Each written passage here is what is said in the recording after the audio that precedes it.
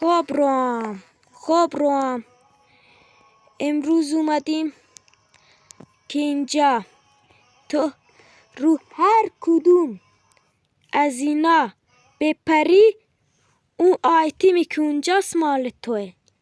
اگه هم نپریدی که مال تو نیست، که اون آخر با هم مبارزه میکنیم.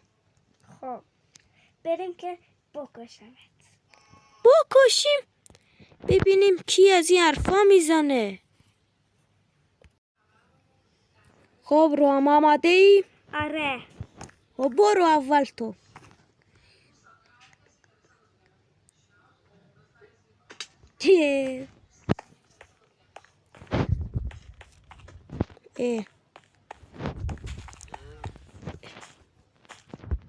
اینم از شمشیر،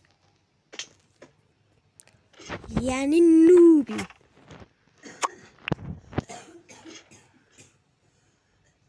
خب برو.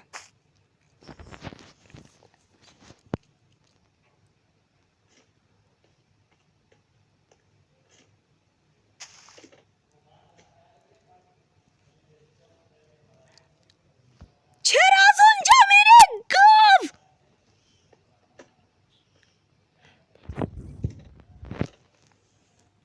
گاوی؟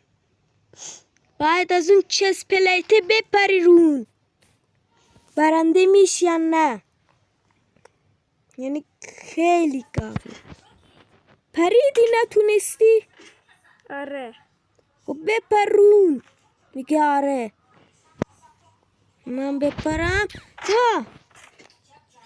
ها و اینم گلدن نپر. بپرون.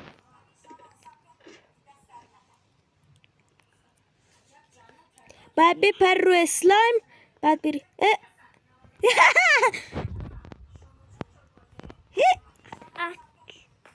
خب الان بریم که پارت کنم. خب بیا که پارت کنم. کجایی؟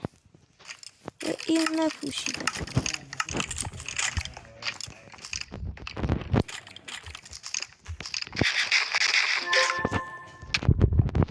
شمشیر